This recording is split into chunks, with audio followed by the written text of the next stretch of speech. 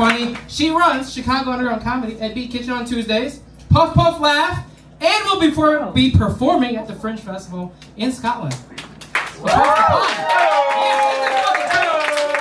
some noise, keep that energy up for headliner, Sharon Paul!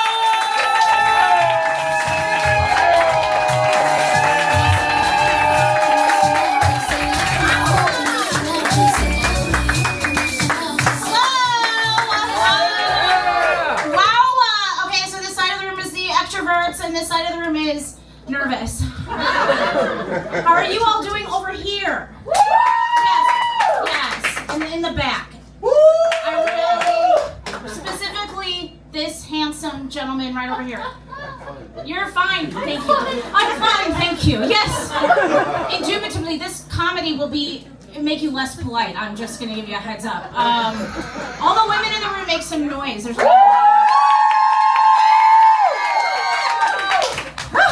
okay, and the guys say something, yeah. Hey, you know. Also, are we talking about this guy? Is he holding up a gang sign? This one, I don't even know. You know, the 23 Skidoo bus. Okay, cool, enough crowd work with the inanimate objects.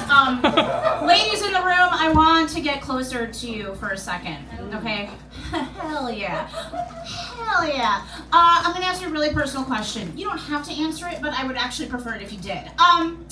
Would you rather keep your clitoris or your G-spot if you were forced to choose between them? No takesies, backsies, okay? You gotta keep one for the rest of your life in this body. Clitoris. My clitoris. After a few drinks, I'm like, clitoris. Okay, cool, so we're a clit crowd.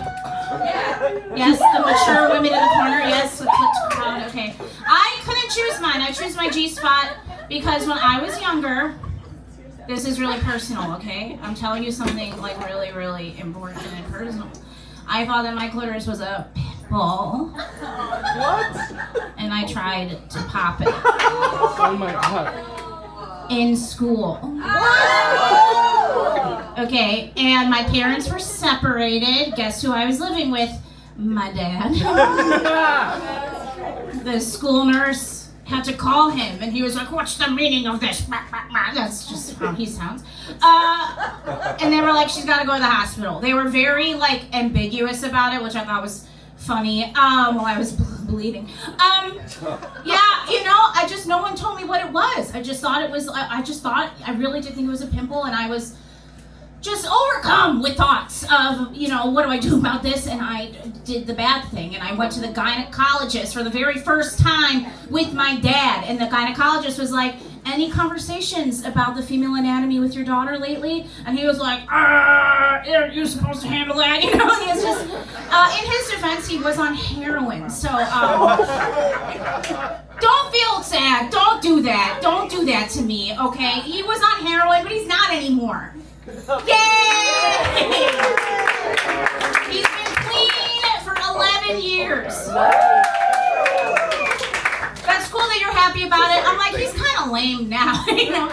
He was a little more fun when he was high all the time. Yeah, he was a heroin addict for a very long time, okay? So yeah, it made sense, you know. He didn't really know what was going on at home. I was just playing DJ Clittles, you know, on the beat, okay? Yeah. And DJs are terrible, so that's that. But yeah, he was an addict for a really long time. And maybe some of you have dealt with addicts in your life, or maybe you yourself are an addict, I don't know. You know what I mean? No judgment over here. But a lot of people, you know, they all talked in school about drugs, and everyone was so excited to do drugs, you know? Your friends were like, "Where do we get drugs, man?" And I'm like, "I know a guy."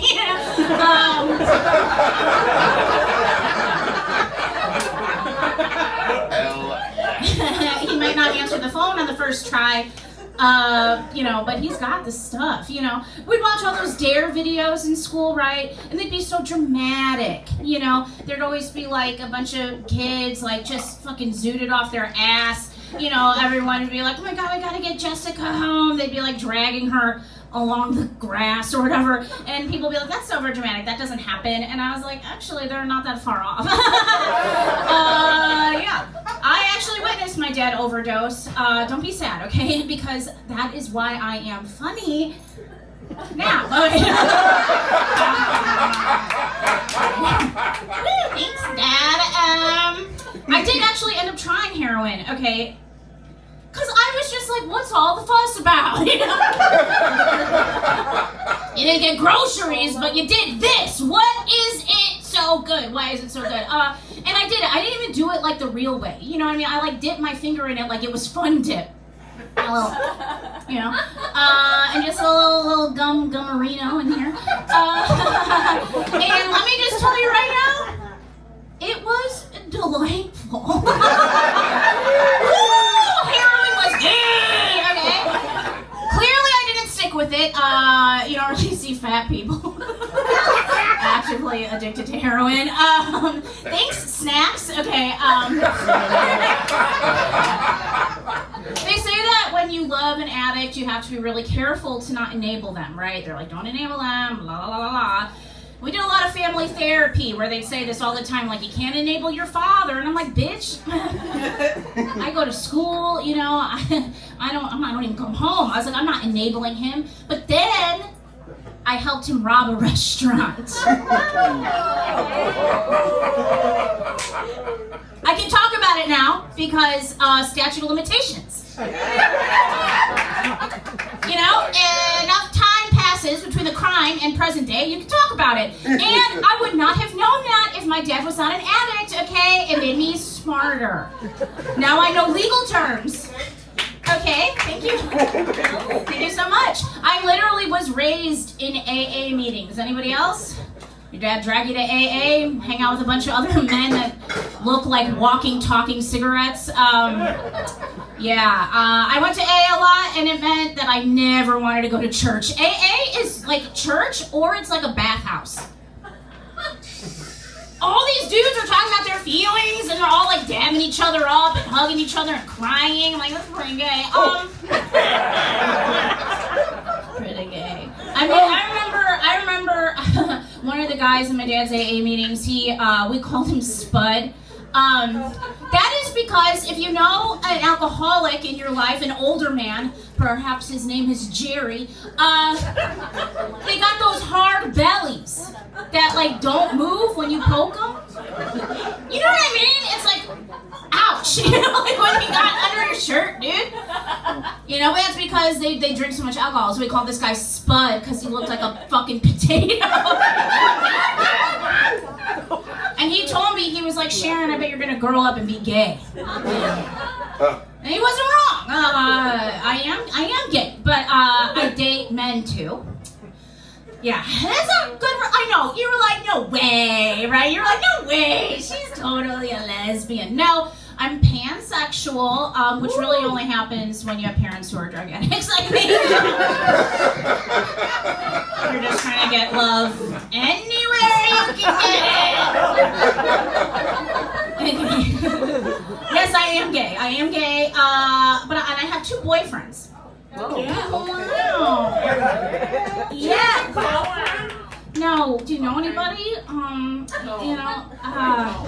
You don't. Okay. I know. You're so straight. I'm sorry. Give it up for the heterosexuals. Wow.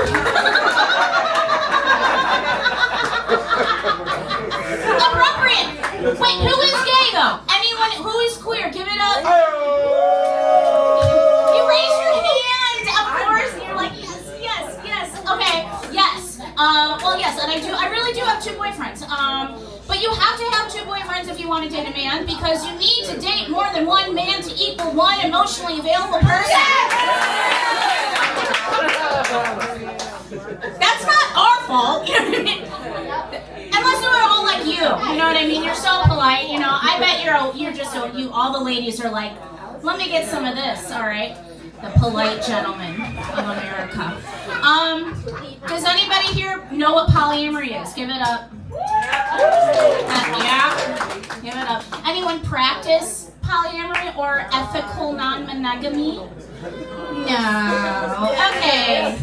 I get it. It's kind of annoying, isn't it? Like when you're on a dating profile and you see some guy named Kyle and he's like, I'm ethically non-monogamous. I'm like, bitch, who the fuck you're not? You are not. Okay, they ruin it for the rest of us. And like I mean, is being polyamorous queer? I don't know. You know what I mean? I feel like it kind of falls under the umbrella. Because everyone that practices polyamory looks like they play Dungeons and Dragons all day.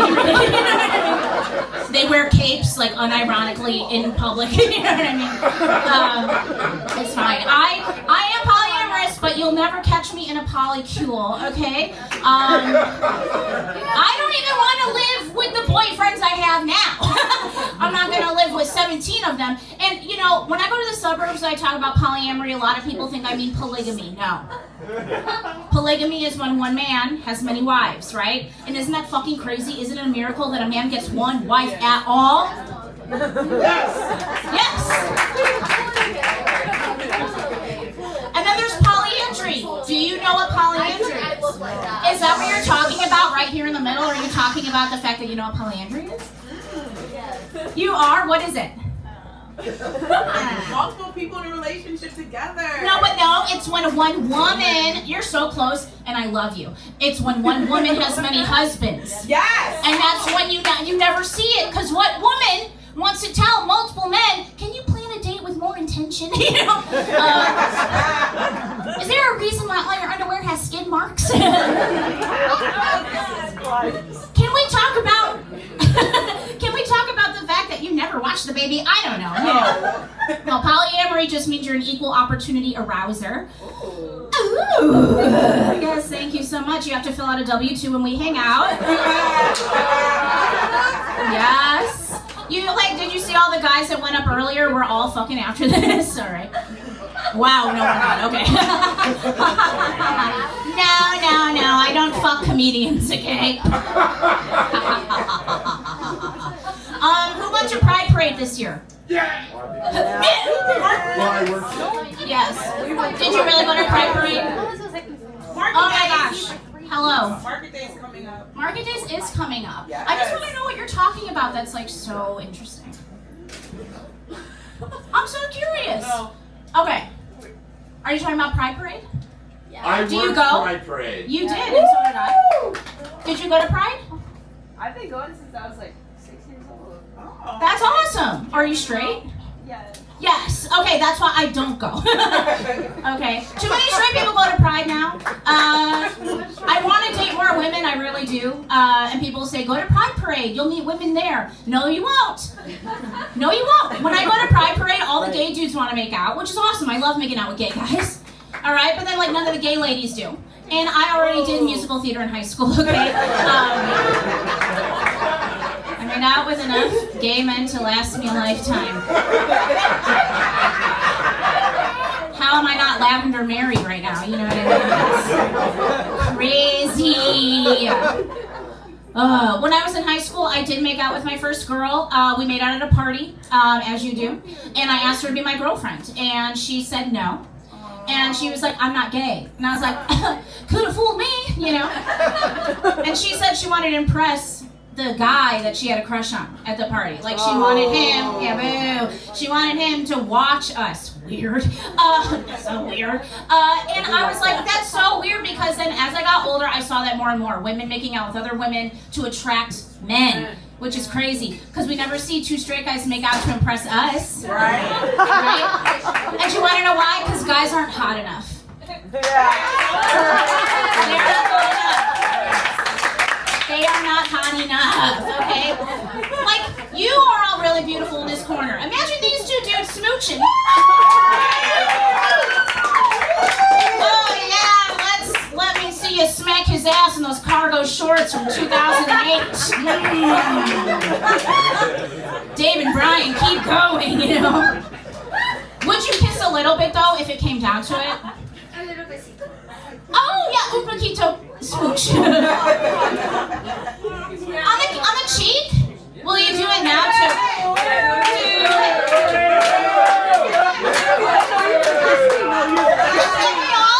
If we all look away, they'll do it. Okay. If we all look away, they'll do it.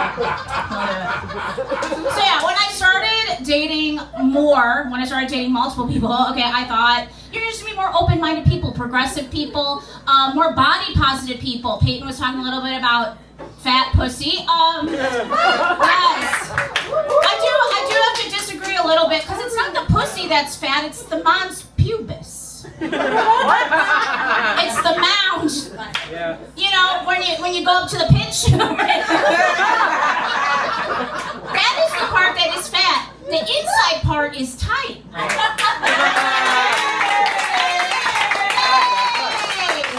Yes. That's like the tightest part about me. Okay.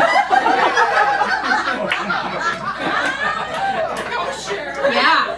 When Jason was like, anybody miss a day at the gym? I was like, this pussy don't. I put a dumbbell in there and I'm like,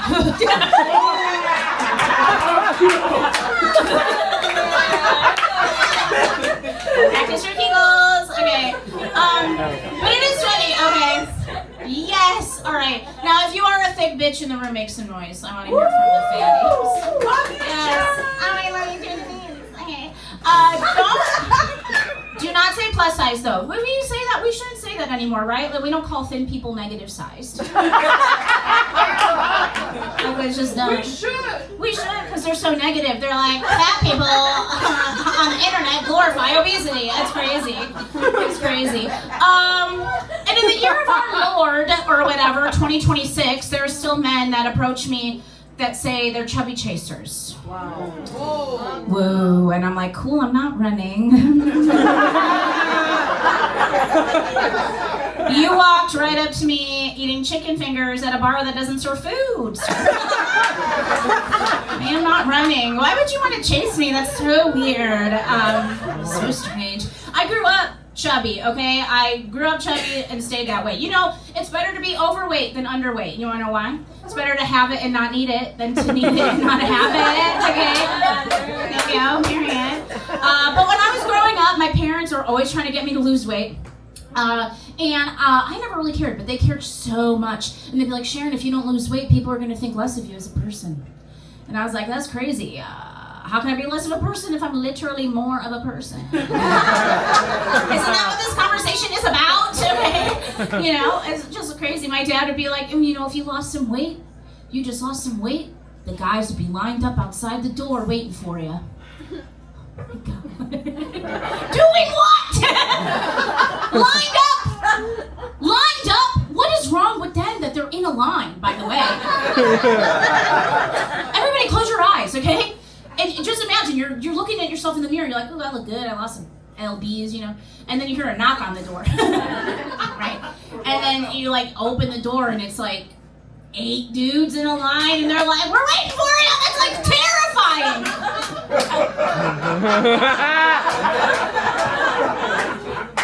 What happens if I pick like the first one?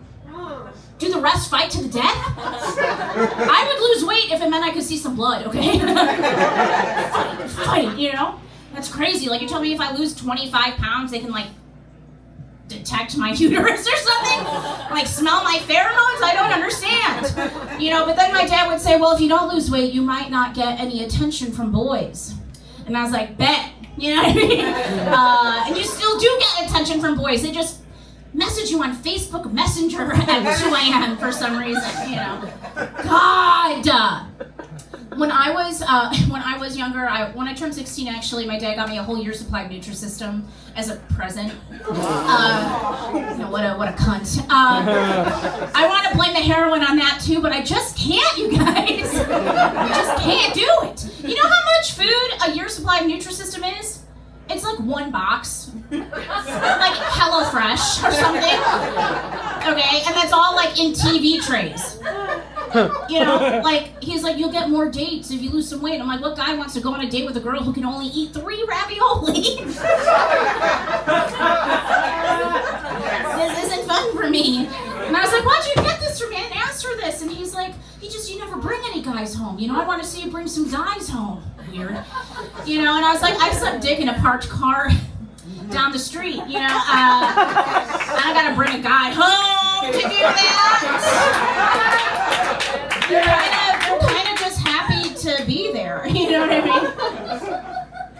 Listen, when you grow up as a fat bitch, all right, you kind of have to develop a personality really fast. And the fatties in the room get me on this. You have to become funny and emotionally intelligent, and you gotta act like you don't give a shit. You gotta build this tough armor. You gotta be the fun bitch all the time, right?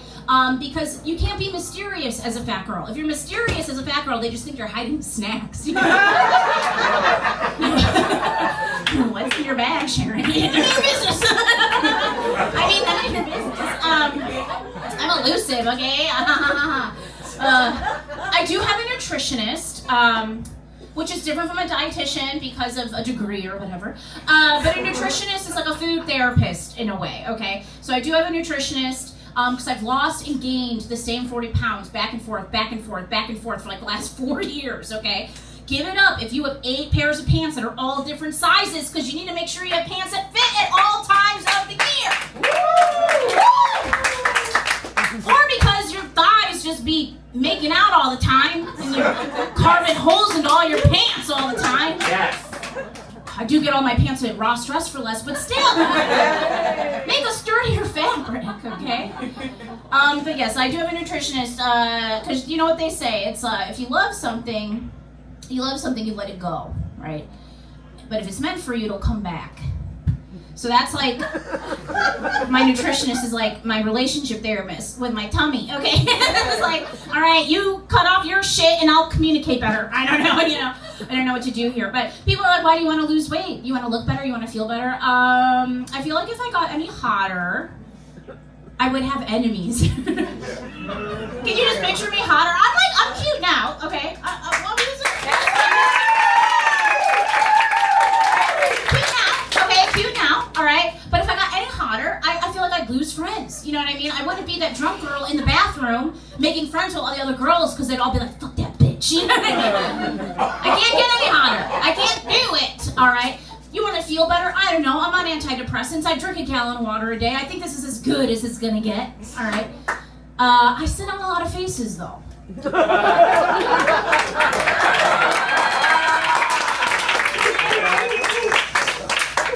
And all those faces have sleep apnea.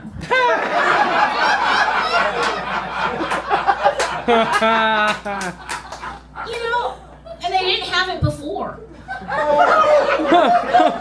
I've been in a relationship with the same guy for 17 years. It's only gotten progressively worse. I have to tip him on his side every night because he can't breathe, you know. He's on his back like, bitch! But then I think, and I'm like, I should be nicer. This because my bare ass is on his face too often. You ever feel someone struggle to breathe underneath you? You're like, hell yeah. Come on, struggle to breathe underneath you? Come on, give it up, yeah. It's fun, right? It's almost like, okay, because we're in 4th wave feminism, okay? 4th wave feminism is all about like internet activism and the Me Too movement and like fighting for, sexual rights in the workplace and stuff like that. And it's also about putting your whole weight on somebody's face. Yes, and the guys, they want that.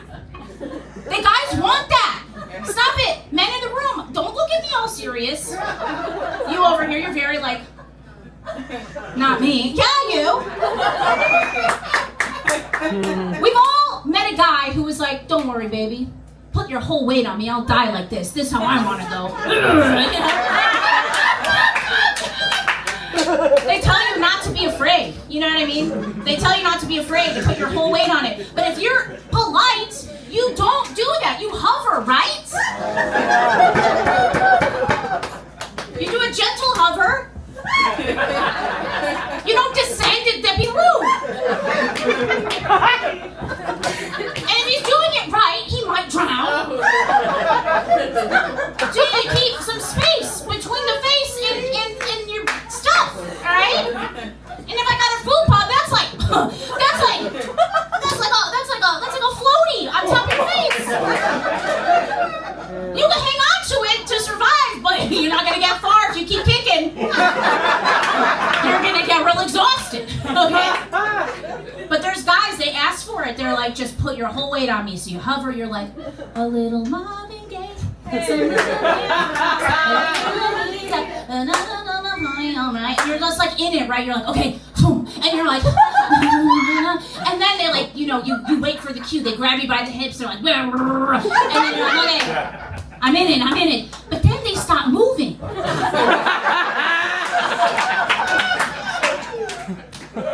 And I'm like, damn, what's gonna happen next? And it's like, okay, what happens if he does die underneath me? We gotta think about this now. He dies, what do? I finish, maybe. I don't know. That's what he would want. He said that he would die like this. He said that he would do this. Is it okay to say he asked for it? Right? Big thighs don't save your life, okay? They are a fucking hazard. Okay, that's been my time. You guys have been